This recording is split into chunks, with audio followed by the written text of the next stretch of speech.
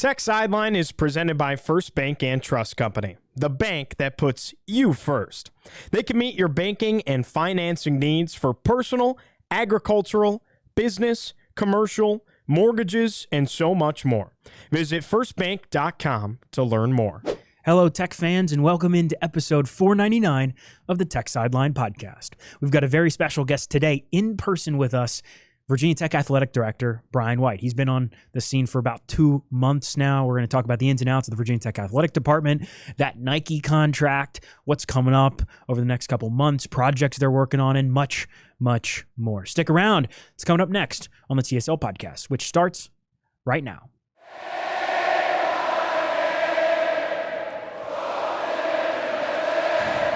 Hello and welcome back into episode 499 of the Tech Sideline podcast. We're recording on Thursday, August 20th from the Tech Solutions studio in the Virginia Tech Corporate Research Center. I'm your host, David Cunningham, and I'm joined by my colleagues Chris Coleman and Andy Bitter. And our special guest today is Virginia Tech Athletic Director Brian White in his second appearance on the podcast, first in Blacksburg. Welcome to the studio and thank you for joining us. Thanks for having me. Fired up to be here.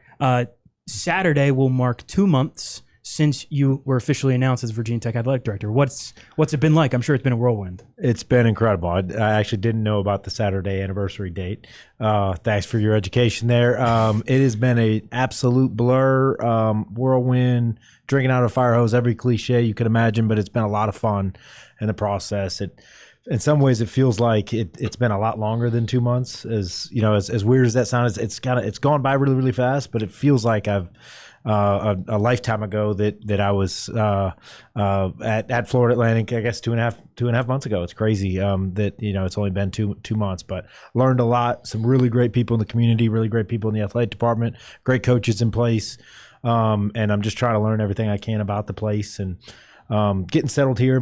We got a home in Blacksburg. We're moved in. Spent last weekend unpacking a ton of that around Fan Day and some other Virginia Tech things. But getting settled personally, which is great. Kids are in school, so really loving it.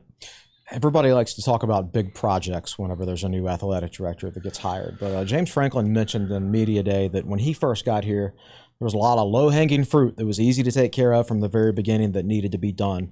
I imagine you've experienced some of the same things. So give us some examples of like some low-hanging fruit that you've been able to fix, whether it's like fixing the door that was broken in the Thompson Field press box or whatever. The facilities projects is an interesting one. I think that the team has completed about 84 facility projects, starting before I was here, really starting in conjunction with Coach Franklin's beginning here and Invest to Win. So I'm pretty impressed by that. I'm encouraged by our facilities team in athletics, but also our facilities team on campus working hand in hand. If the noise in my office is any factor, you could tell it's really, really loud in there. And that's a good thing. So every day they're working, getting some projects done. Things that we're working on, some low-hanging fruit. Just looking at everything we do from a revenue generation side, every contract we have, every not only vendor arrangement, but also revenue contract we have, looking at what we can do to improve those and to grow our fundraising.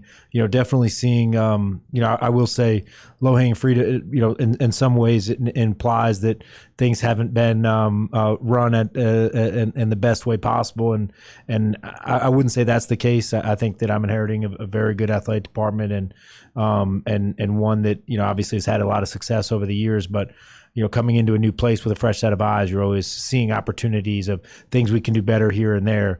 It's not to say that a lot of things aren't done really well, but I definitely think there's opportunity for growth. And all the things that excited me about this opportunity from when I got my first phone call have turned out to be true, and then some. I think that I feel better about Virginia Tech than I did a month ago, and definitely better than I did 2 months ago. So I'm very encouraged.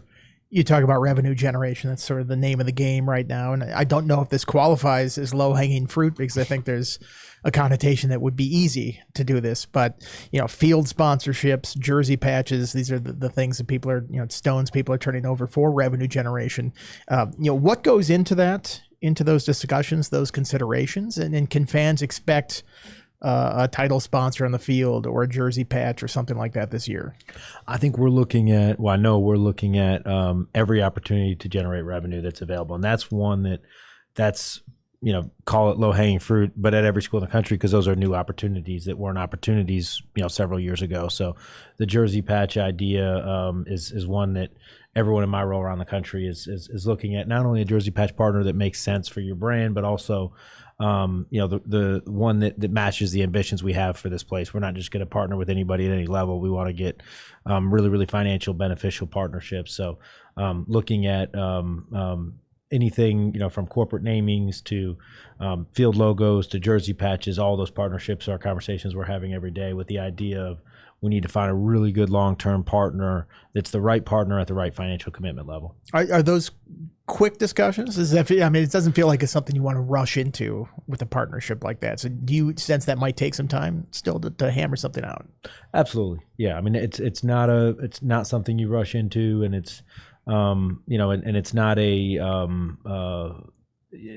it's not a simple marketing ad sale. It needs to be a true partnership where, our partner needs to benefit at a really high level from Hokie Nation and from their brand alignment with the Hokies. And I think if we can do that and do it really well, you'll see a really big time financial commitment. I'm curious, how much discretion would you have with a company like that to make sure that the logo on the jersey sort of fits? I've seen some of them. Have you seen the monster ones with the Big 12? Yep. They're this enormous, sort of ugly looking patch on the jerseys. I mean, how much say would you have on that? It's got to sort of fit in a little bit with the jerseys that you have. It does. And also there's NCAA rules and restrictions, and obviously we have an apparel provider that is going to have a say in what goes on that jersey as well. So it's not that decision can't be made in a silo and shouldn't be made in a silo, and there has to be respect for the brand of the partner, but also respect for the Virginia Tech brand and what color schemes you're choosing as well. So those are all conversations, whether it's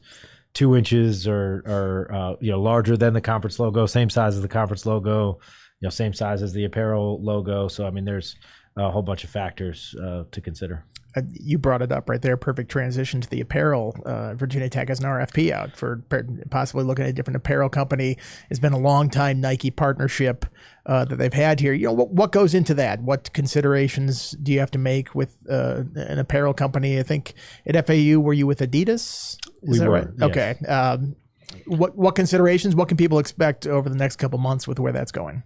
You know what? I think we have a very, very high ambition, like our fans do, for Virginia Tech and the Hokies, and we want a partner that sees the same Virginia Tech that we do, and so I think that's the most important thing for us. We want a highly competitive partnership, not only financially, but for our student athletes and the type of investment we get from our apparel partner. We want that to be competitive nationally and as competitive as it can be. And, frankly, we think we can do a lot better than the agreement we had in place. And we're very confident that we will be in a much better apparel agreement in the near future. And so we're just working through that process. The unique thing at a major public institution is that it is all public. It's not like an individual shopping around behind the scenes and confidentially. These are very public things. But for us, I'm sure the majority of our fans and people will understand that we need to make sure we are very competitively shopping the Virginia Tech brand to get the very best partner we can. And I think that's the responsible and best thing to do. How quickly can you expect a resolution on something like that? I think the RFP went through August 24th, if I remember correctly. So that's coming up here pretty quick. We don't expect it to last too long. No, we definitely, time is of the essence. And this is something that we identified early on as an area. As you look at every agreement we have, in not only vendor agreements, revenue agreements, partnerships, consulting agreements, anything we do, we are looking at and thinking, can we do better? And if we can do better, then we're going to be very aggressive and move quickly on creating a better partnership for Virginia Tech. Transitioning to football a little bit, you worked with Lane Kiffin when you were at Florida Atlantic. How did working with a high-profile coach like that, and obviously Dusty May on the basketball side, prepare you for working with somebody like James Franklin, another high-profile coach at Virginia Tech?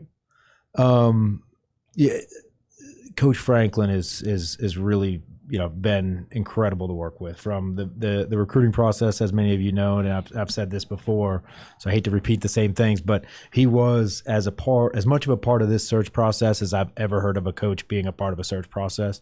And I thought that was a great thing. After the Zoom calls, I'd end up talking to him later that night. And after every step of the process, I was able to get a good feel from him and his perspective on the process and learn the place inside and out. So he's been great to work with. Every coach and every relationship and every person you manage is different, of course. And there's the human component, and obviously Coach Franklin is a great person as well as being a great coach and one of the most successful coaches in the country. So that to me was a huge draw.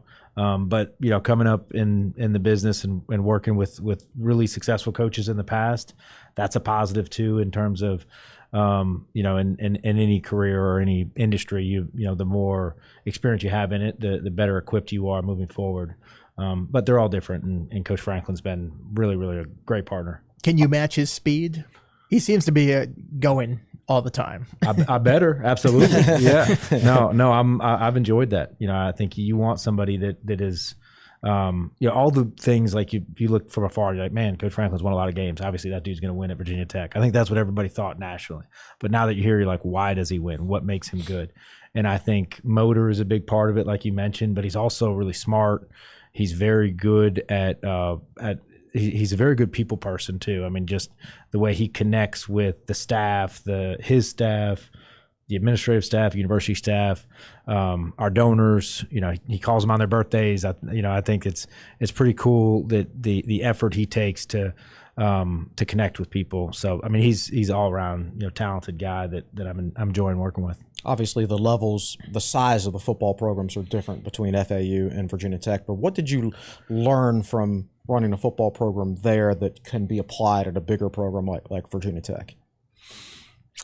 I mean, before FAU, I'd been at University of Missouri and West Point, Louisiana Tech, University of Arkansas, and Cal. So a little bit everywhere. And I think you learn different things at different places. And also college football changes every single year.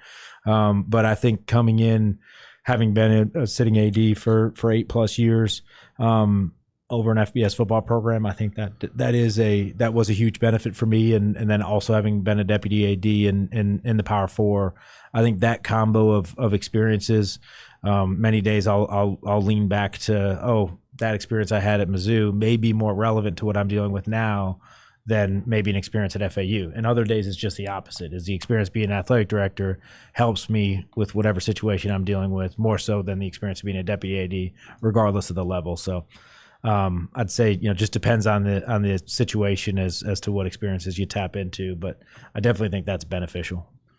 The ACC kickoff, I asked you about football scheduling. Still sort of soon after you were hired. I'm like, I'm still getting the lay of the land here and stuff. So I'll ask a month later now that we have you here. What's in store football scheduling wise? Do you have a philosophy about what you want in terms of number of home games that would be ideal per year? How many power conference teams you'd like to play in a given season? Have you had those discussions with James Franklin? And what are your thoughts on that? We've talked a bunch, including in the interview process, and we're totally aligned. To me, I think first step is, I'll answer very specifically, 7 home games every year as a minimum. At a minimum is what we're looking for. I think that's more home games, and then accompanying that with potentially more concerts and more events on campus in the stadium, I think is not only really good for our football program, and that's what you see big time football programs do. I think that's who we should be, a team that has a minimum of 7 home games every year. But I also think that's really good for the Blacksburg community. I think that's good for local businesses. I think that's good for our suite holders and our season ticket holders that are going to have extra priority in terms of tickets for those additional events, and whether that be the 7th game or a concert here or there. So I think that I'm all in on more home games, the better, but a minimum of 7 every year. And in terms of the non-conference, I think regional makes a lot of sense when you look at how much we're traveling in our league, which is, it is what it is. We're in an awesome league, but it does require a lot of travel. So if you're traveling to the West Coast to play a conference game, certainly don't want to travel to the West Coast to play a non-conference game. So it definitely makes sense for us non-conference to schedule regional games and hopefully games you think you can win. I mean, I think if you're heading into the league and you're undefeated, you feel a whole lot better about the momentum, the energy heading into that season. So we're going to try to schedule games that we think we can win locally, regionally in the non-con and try to get 7 home games every year. I'd point out that Tennessee is a regional opponent. It's not that far So away. is West Virginia. In terms of neutral site games, one-off games, and I know early season games in like Charlotte or something like that. Tech has played in DC before. You see some teams do the Aer Lingus thing, go to Ireland. What are your thoughts on one-offs like that, where it's a sort of a special location or a neutral site game against Tech played West Virginia in DC once 10 years ago. Don't ever go back to FedEx Field, but if there's another field available, I know they're building a new one. What do you think about matchups like that? I think we have to consider everything, especially with the revenue components in this day and age. And we hear a lot of unique stories about some of those games really generating a lot of revenue for institutions. But I also think with the 7th home game, we can generate more revenue in Lane Stadium. And I do think probably my instinct would tell me that our priority needs to be to have 7 home games every year in Lane Stadium. Beyond that priority, I'd be open to consider, anything moving forward, and we need to continue to be open. But I think that if you're caught between a neutral site and a 7th home game, my lean at this point seems to be that we need to prioritize having consistently 7 home games in that stadium for the community, for the university, and for our athletic department. About games in Lane Stadium, what can fans expect this year to be different about the game day experience? I know you're new to the game day experience yourself, so I'm asking you about differences, but atmosphere things, any changes to things around the stadium, and the LED lights, have you seen those in action? I've heard they're very bright. They're big time. LED lights, the video board is we're still working through getting it to run. Kind of breaking out the early stages of making sure it's fully going before that first game, obviously. But is that skydiver proof now, or is that still systems to avert any kind of disaster on that? It is. It has a big blow up mattress. It just comes right on the board. It catches all. But no, it's the video board, the lights, and there's been some other game ops type adjustments, but I really don't, have a full baseline of what to compare it to, having not been here another season. And there's only so many changes you can make in a couple months. And the last thing I want to do is fix something that isn't broke, or, change something that I don't, make something that's going to harm, make an adjustment that's going to harm the game day experience. So our goal, right away is going to be one, we looked at the surveys, the fan surveys. There's great data in there. So I'd encourage our fans to continue filling out those surveys. Let us know what we can do better. There's some consistent themes in there that things we're already working on changing, and I don't know that we'll have everything. I know we won't have everything fixed by the first game or the second game, but I know there's some good things coming down the pike, and we'll continue to put a deep level of concern on the game day experience, from the driveway when you leave your house to the driveway when you come home. That whole experience has to be tremendous as we continue to grow our fan base. I will say I'm blown away by the attendance numbers that Virginia Tech has had among seasons that our fans, nor athletic department, nor coaching staff, or anybody have really been thrilled with at times. But the attendance has been amazing, in my opinion, relative to success. So I think for us to thank our fans by making sure that while they're coming out to games, we create the best experience we can from a comfort and ease standpoint, from a logistical standpoint. Like, all that stuff's going to be huge as we continue to grow the base. I probably know the answer to this, but what are you most eager to see in your first Lane Stadium experience from the opener? I mean, I'd be crazy not to say entertainment. I know, right? but is there something other than that? That's the obvious answer. I mean, that's the thing I'm fired up about, just because I hear so much about it. And, even from afar, I would have said that 6 months ago before I ever thought about being the athletic director of Virginia Tech.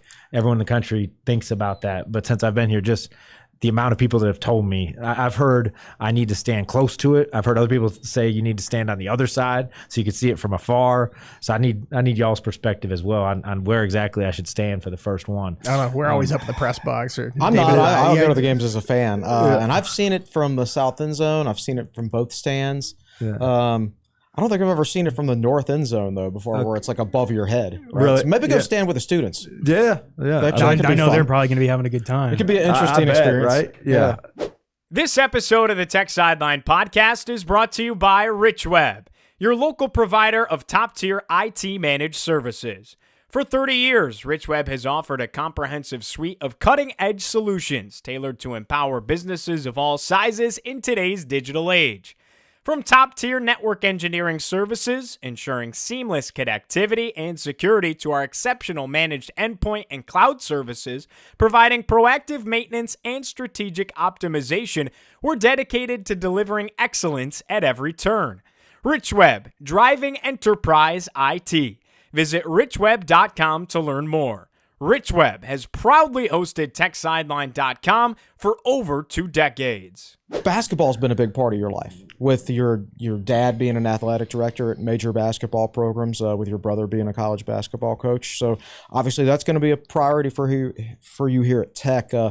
What have you identified with the basketball program, specifically the men's basketball program, where the Hokies could improve going forward to being like a more consistent NCAA tournament threat? One, I think Coach Young's a great coach. He's proven that over the years. You know, obviously an elite basketball mind. He's had a lot of success in many years as a coach. He's a great guy. I've really enjoyed getting to know him thus far. Local guy. I mean, I didn't know when I came here that he was from Radford, just down the street. That's pretty cool. But two, in terms of what we need to be more successful in basketball, you know, I think that, you know, we've talked a lot about, you know, resources being commensurate with expectations. And we're in a league and in an environment where college basketball programs are, you know, spending at a level on their rosters that is very inconsistent across the board. You know, where we are, I think, is competitive, but the different levels of competitiveness and connecting that with expectations is on the college basketball front is very, very wide. That range of what's being spent on rosters. So that's just a reality that you know, many people may not like to consider. And 5 years ago, no one needed to consider it, and it was just scholarships and coaching. You know, in today's day and age, that is a factor. But I think he's done a great job in the transfer portal. Heck, he took one of our guys at Florida Atlantic, who I think is a really good player, and you know, he's got a good roster intact and some good returning talent. And you know, I feel good that, you know, we got a really good chance at making an NCAA tournament run this year, and you know, having a successful year. I feel like more than any other sport in men's basketball, the price has just kind of exponentially grown. In today's climate, what does it take to kind of like consistently be competitive in this day and age? Because it's like, as you said, it's different than it did the past couple of years. Is it simply a resources thing? Yeah, I mean, I will say it's not simply a resources thing, but the resources are critically important. I don't, you know, when you say consistently be competitive, if there's one thing that's consistent, it's inconsistency, because the roster number is changing rapidly every single year across the board. So I don't know that there's you know, we talk about a 5-year plan in business or in college athletics. Years ago, we always had a 5 or a 10-year plan.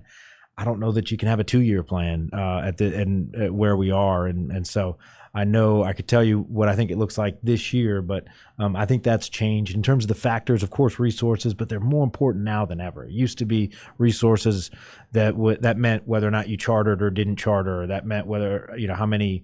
Everybody had the base number of scholarships. That's pretty even. You know, what are you able to, you know, pay your coaching staff, and your operational budget. Like, all those things, of course, affect winning, but not at the same level of what is your roster salary cap, pretty much. So I mean, it is a different world. But that being said, you know, it's one that, you know, Virginia Tech is competitive in, and will continue, and we have. You know, I think a really good team in place this year, and I'm excited what we can do. Castle Coliseum is a great home court atmosphere. But when you look around at some of the other programs, even like the smaller programs in state, your JMU with their new arena with naming rights, VCU, Old Dominion, even Liberty, maybe Virginia Tech is kind of fallen behind in terms of modernity and the versatility of their arena. Is Castle something that can be valid for very much longer in terms of maximizing revenue, which is obviously very important in the modern game? Naming rights, what has to happen there? I'll say this. I know there's definitely programs around the country, I won't name names, that have built a new and more modern arena that miss their old arena. I mean, and from what I've heard, and again, I haven't seen a game there, I've heard the experience at Castle's pretty awesome, and that how loud the fans are in there, and that there's a really cool college basketball atmosphere in there. So I'm excited to see that and understand it firsthand. And then I'm also excited to think about what can we do in that arena to maximize revenue and keep the charm it has, that I don't think you can fully recreate in a new arena. Right. But I do think there's one or two ideas that come to mind right away, that we're working on, not ready to share yet, but in order to generate more revenue right off the jump in that arena, and I think improve the experience for our premium area seating. So I think those two things are connected. What can we do? A lot of times in an arena like that, you don't have the suites, you don't have the loge boxes, you don't have the traditional revenue generation booms, but what can we do creatively to create a better, more premium experience, but also keep all the good things about what is the game day atmosphere in that arena that I've heard is special in some ways.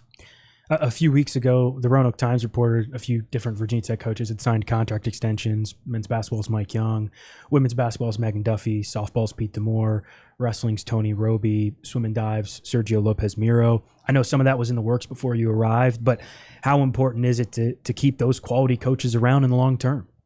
We got big time coaches, at Virginia Tech, so absolutely. Many of those coaches have had a lot of recent success, and for us, if you have talented people in place, then I think it's the role of the administration to lock them in, and then also to figure out what can we do to support them and help them be better, and put better not only revenue generation resources, but whatever we can do around their programs to help support their success. Virginia Tech historically has been very good at softball and wrestling, but has not charged fees. You don't buy tickets to those; you get in for free. You look around the ACC; generally, your better programs are charging. Yes. What do you think about that going forward? We're looking at everything. Mm-hmm. I will say you identified definitely an opportunity, and so that's something that's come up, and it's on the list of things that when we look at what are other programs doing that we're not necessarily doing it, but also with a respect for why aren't we doing it. I'm sure that decision wasn't made for no reason at all. So I'm trying to learn everything we do, why we do it, as we build a plan for the future on what we might consider doing and what levers can we pull in order to generate more revenue. And we look at resources for coaches. Those are some things that may be able to help. Now, it's not going to be a total game changer and the amount of dollars that I think that could generate, but it's definitely a lever that could be pulled and potentially really help us. Kind of along that similar line, when we were chatting at the ACC kickoff in Charlotte and discussing funding, you said the Hokies are close in a few different sports. It's kind of a matter of getting over the edge. Softball and wrestling, as Chris just mentioned, two very historically successful sports here. Specifically for them, what can you and your leadership team do to kind of help them elevate and take that next step?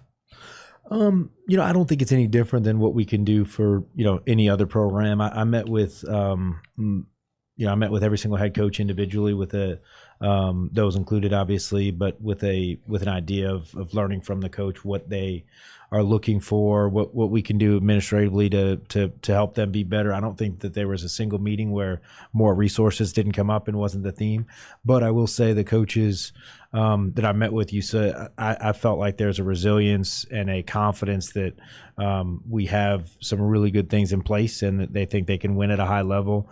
Talented coaches, believe in themselves, and I think they believe in Virginia Tech. that being said, there's definitely opportunity, you know, in those sports and in all the others. You know, it becomes, you know, either facilities, operational, how we function, how we operate their programs, but also, you know, scholarship piece, and NIL is a real thing. NIL or rev share, any combination thereof. So those are kind of the key buckets. But you know, those programs I don't think are far off, and many others have an opportunity to continue to get better. You're speaking to the Board of Visitors next week. I think it's at the same time as football practice. It is. Is that right? Yeah, So great- we got a great big timing. staff. We can staff both of them. What's your message going to be to the board? General update on my first 2 months I'm hearing on the job, and just going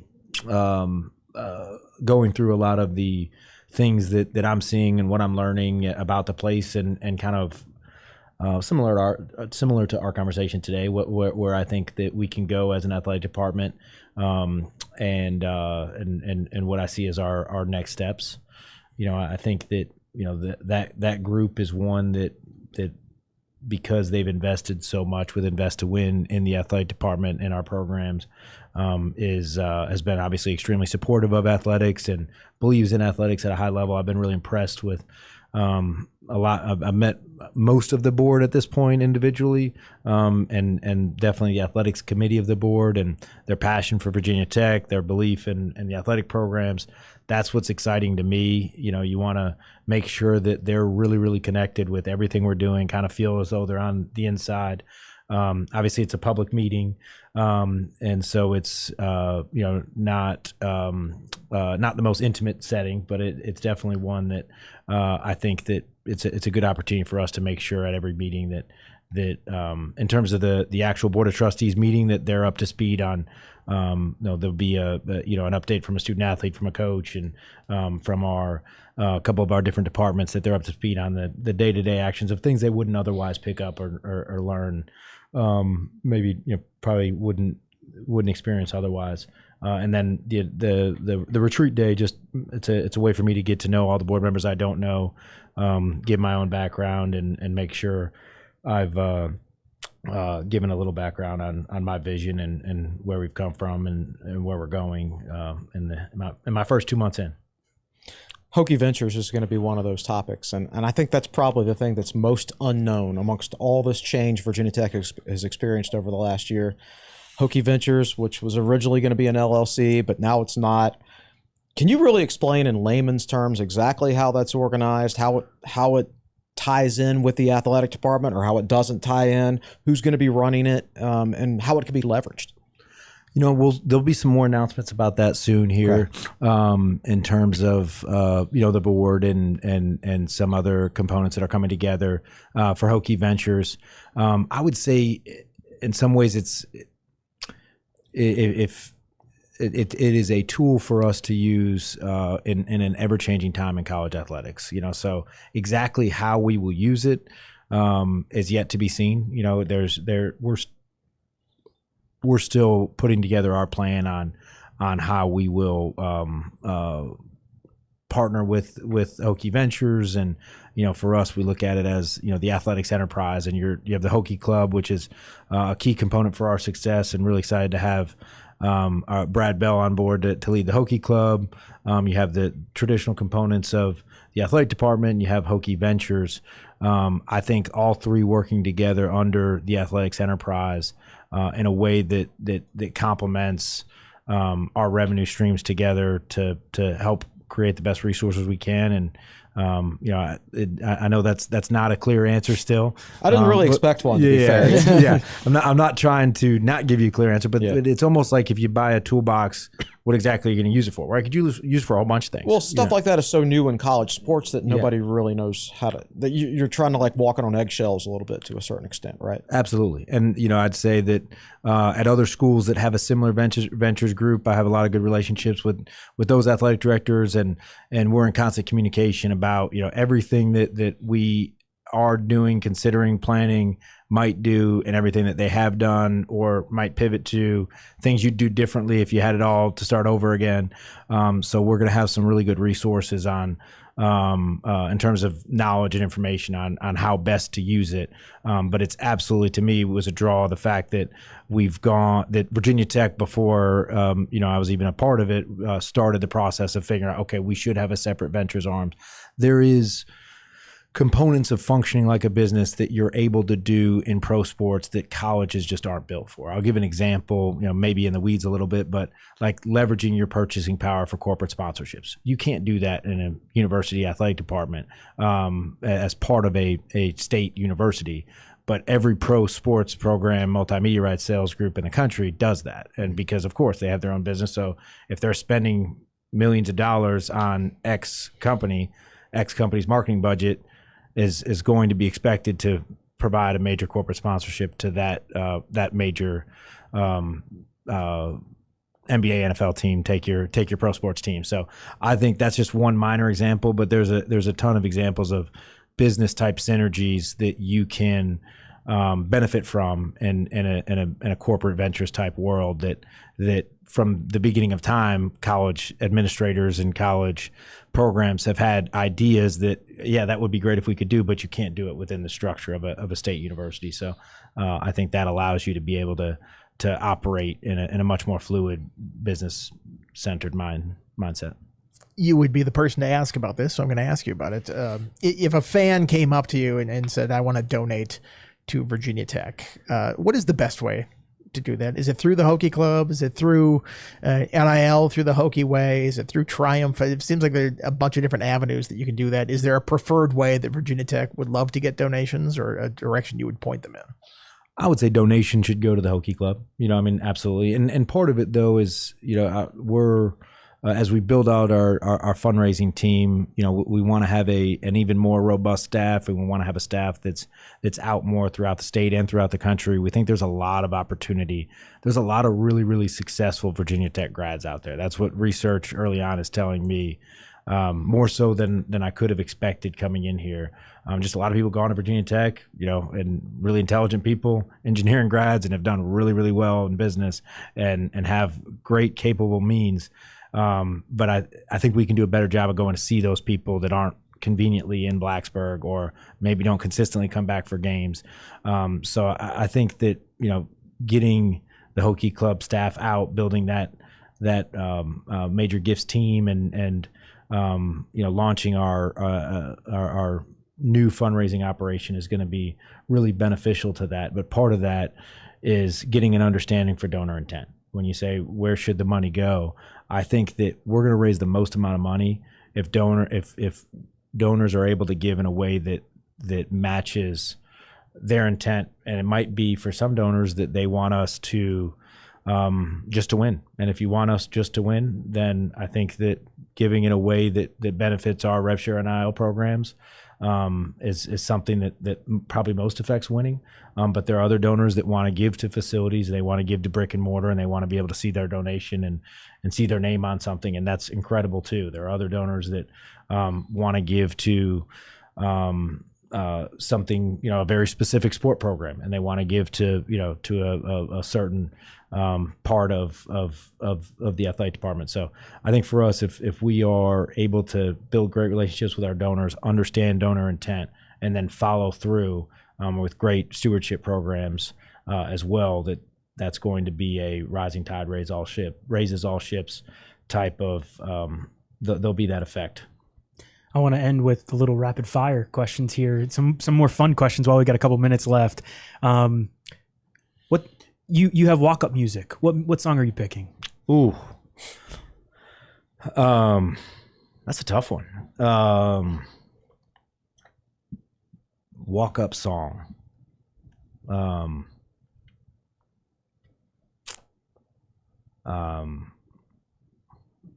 Maybe like I think a walk-up song, maybe like a Bruce Springsteen. Okay. Let me think here. It is a tough This question. is the spotlight. I would have to question. change mine every week because I like so Yeah. many different songs. Well, Andy, I've got a good one still. DRE, Dr. Yep. Dre. Be perfect. Perfect walk-up music, hits you right from the top, energetic. I think James Franklin would like that. Gets a little rap in there as well. So that'd be a good one. well, we can go to the next one. Which Think is, about it. We'll come back to it. which is still It's an music. important one. What artists or concerts would you like to see in Lane Stadium? You know, you look at the concerts that are selling out college college football stadiums. A lot of them are country music. That's been those are selling really well. I mean, the biggest thing I'd like to see is something that fills the stadium and makes our fans happy. I know we've seen Dave Matthews has been in our stadium. We've had Metallica. Both have been huge successes. So I think we talked about it before, surveying our fans and figure out what our fans would like to see with a sensitivity towards. I want all artists and promoters to feel welcome, and we want to make sure that they know we want them all, because there's a little bit of recruitment there. You know, I mean, there's artists and promoters have to feel like we are going to fill the stadium for them, and I think our fan base would. I think that it's been such a popular notion since I've been here that people want to get out and see the concerts in the stadium that I think we'd show out for a lot of different acts. But which concert would you like to see? Don't care about the fans. If you had your preference, who are you choosing?